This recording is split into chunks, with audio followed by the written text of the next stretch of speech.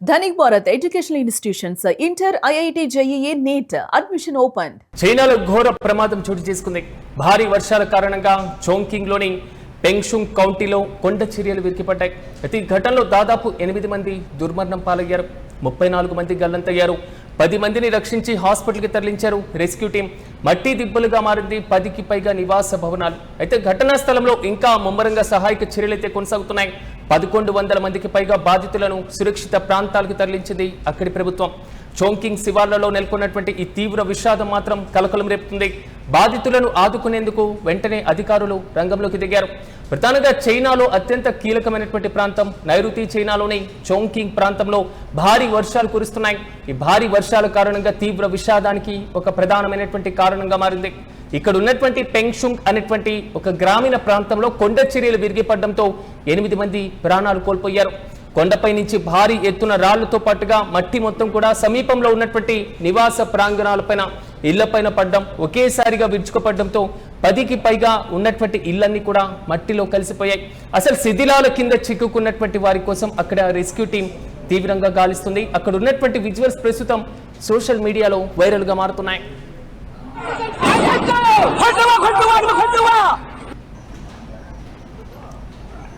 安全龙脊脚，咱过去了一头边的看嘛，那个石头抛下来，把房子一头外头的房子全部倒几灯。呀，这些是赶去了噻？对呀，这些是赶天了，这些。是啊。这么多瓶盖全部垮下来的，要那个坏火，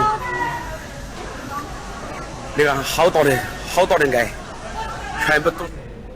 మనం చూసుకుంటున్నటువంటి ఈ విజువల్స్ నైరుతి చైనాలోని ఒక చిన్న గ్రామీణ ప్రాంతంలో. సో ఈ మధ్య కాలంలో భారీ వర్షాలతో చైనా మొత్తం కూడా కీలకంగా మారినటువంటి నేపథ్యం. సమీపంలో అంటే కొండ ప్రాంతాల సమీపంలో నివసిస్తున్నటువంటి ప్రజలకు కొండ చర్యలు విరిగిపడడంతో దాదాపు 8 మంది చనిపోవడం జరిగింది. 10 మందిని ప్రాణాలతో కాపాడి హాస్పిటల్కి తరలించారు. ఇంకా 34 మంది ఆచూకీ కోసం లభించాల్సి ఉంది. శిథిలాల కింద ఇంకా ఎంతమంది ఉన్నారు అనేటువంటి కోణంలో అక్కడ సహాయక చర్యలు అయితే కొనసాగుతున్నాయి. ఈ దారుణ ఘటన ఈ ఉదయం జరిగింది. కొండపై నుంచి పెద్ద బండరాళ్లు ఇళ్లపైన పడ్డం ఆ ప్రాంతం అంతా కూడా అతలాకుతలమైంది. అయితే ఇందులో ఒక పెద్ద బండరాయి ఏకంగా ఒక పెద్ద బిల్డింగ్ కంటే ఎక్కువ పెద్దగా ఉండేటువంటి బండరాయి చూస్తే ప్రమాదం యొక్క తీవ్రత ఏ విధంగా ఉందో అర్థం చేసుకోవచ్చు. ఈ భారీ స్థాయిలో జరిగినటువంటి ప్రమాదంతో అక్కడి ప్రభుత్వం కూడా అప్రమత్తమైన సహాయక చర్యలు మాత్రం కొంత ఆలస్యం అవుతున్న పరిస్థితులే మనం చూస్తున్నాం.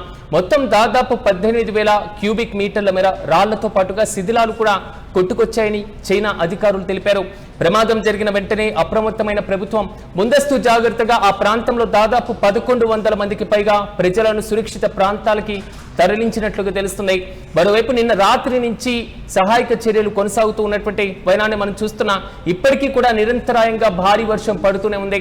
సహాయక చర్యలకు ఒక భారీ వర్షం ఒక పెద్ద ఆటంకంగా మారింది.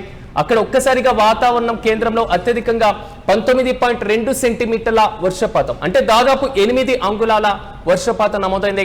అంటే ఈ వర్షపాతం తగ్గుముఖం పట్టడంతో రెస్క్యూ టీమ్స్ కూడా రంగంలోకి దిగాయి. భవనాలతో పాటుగా నదీ తీర ప్రాంతాల్లో గాలింపు చర్యలను కూడా ముమ్మరం చేస్తున్నారు.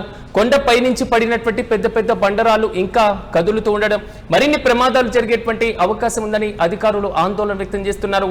అందుకే ముందు ఆ రాళ్లను చుట్టుపక్కల ఎవరున్నారో చూసి వారిని ఆ ప్రాంతం నుంచి ఖాళీ చేసేటువంటి ప్రయత్నం చేయడం, పెద్ద బండరాళ్లకు రంధ్రాలు వేసి పేలుడు పదార్థాలతో వాటిని ముక్కలుగా విడగొడుతున్నారు.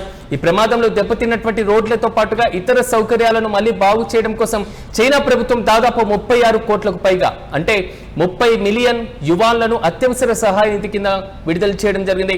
తాజాగా జరిగినటువంటి ఈ ఘటన పైన చైనా ప్రభుత్వం కూడా అప్రమత్తమైంది. ప్రస్తుతం అక్కడ సహాయక చర్యలను ముమ్మరం చేసింది.